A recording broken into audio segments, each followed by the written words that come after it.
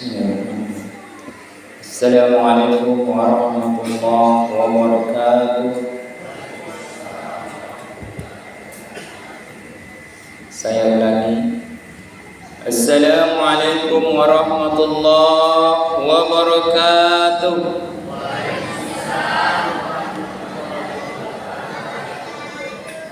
Alhamdulillah.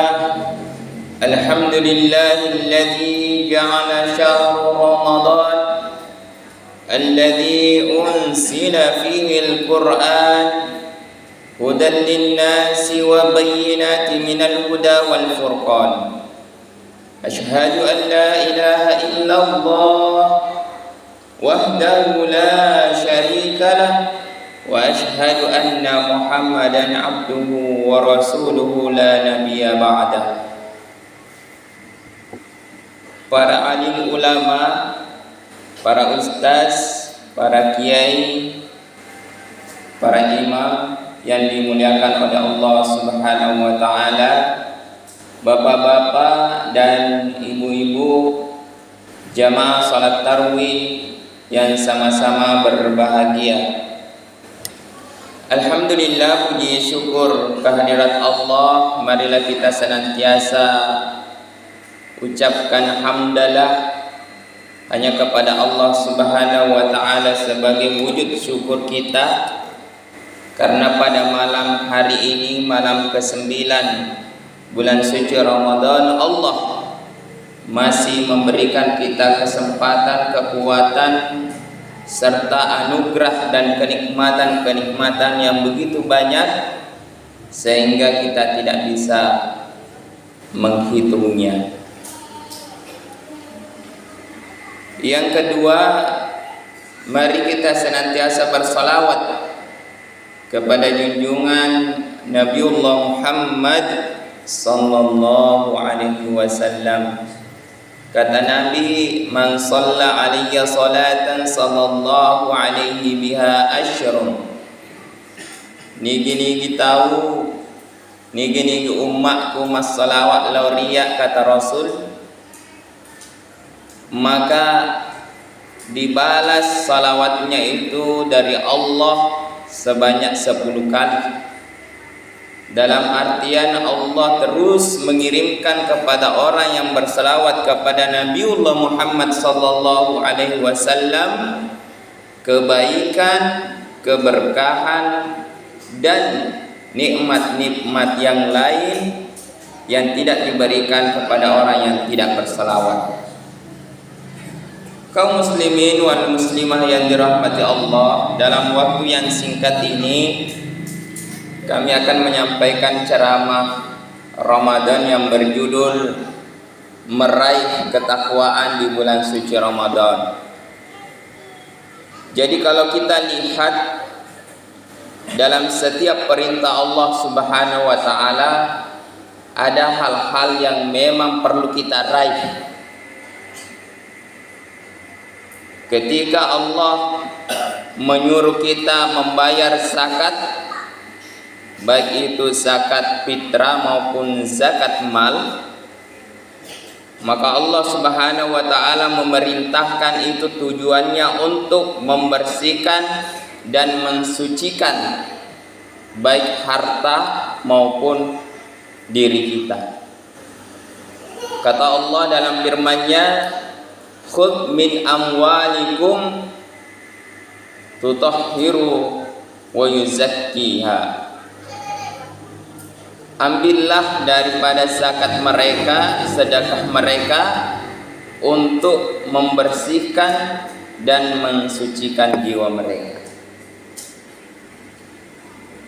Demikian pula ketika kita berpuasa. Ketika kita berpuasa, ada tujuan yang harus kita raih. Di dalam Al-Quran surat Al-Baqarah ayat 183 Allah Subhanahu wa taala berfirman, A'udzu billahi minasyaitonir rajim. Ya ayyuhalladzina amanu kutiba alaikumusiyam kama kutiba alal ladzina min qablikum la'allakum tattaqun. Seruan ini yang artinya wahai orang-orang yang beriman. Jadi yang diseru untuk berpuasa itu hanya orang yang percaya. Taumataqba laurikumullahu ta'ala.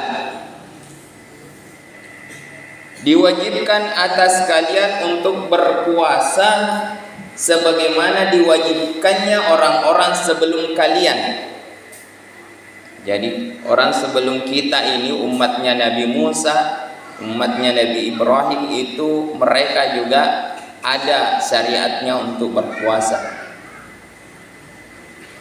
Tetapi yang kita ikuti adalah syariat yang dibawa oleh Rasulullah sallallahu alaihi wasallam sebagai khatamul anbiya dan juga sebagai nabi yang menyempurnakan daripada ajaran nabi-nabi sebelumnya. Yang perlu kita lihat di sini adalah tujuan daripada puasa itu adalah la'allakum tattaqun, agar kalian itu menjadi orang yang bertakwa, atau dalam redaksi artinya itu mudah-mudahan kalian bertakwa. Takwa itu apa? Takwa itu adalah menjalankan seluruh perintah Allah dan menjauhi segala larangannya. Di mana kita tahu semua perintah Allah tentu ditahunya di dalam Al-Quran, juga ditahunya di dalam hadis-hadis Rasulullah SAW. Begitu pula di mana kita tahu larangan Allah, tentu larangan itu kita tahu di dalam Al-Quran dan juga hadis-hadis Rasulullah. Kaum muslimin wal muslimah yang dirahmati Allah, apa yang kita capai sehingga di dalam puasa itu tujuannya adalah ketakwaan. Apa pentingnya kita bertakwa? Kata Allah di dalam Al-Quran surat An-Naba ayat 31, Inna lil muttaqina mafaza. Sesungguhnya orang-orang yang bertakwa itulah adalah pemenang. Jadi puasa ini tujuannya agar kita ini menjadi pemenang. Digambarkan di ayat selanjutnya, innalil muttaqina mafaza hadaiqa wa a'naba.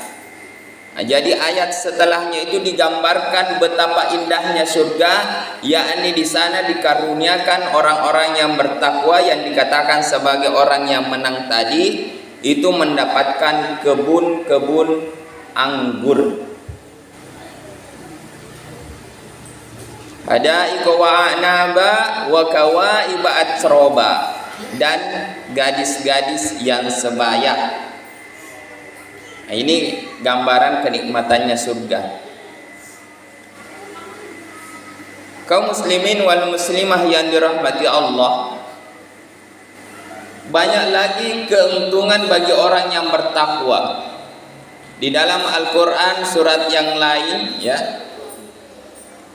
surat At-Tahrim, Allah Subhanahu wa taala berfirman, wa may yattaqillaha yaj'al lahu min amrihi yusra.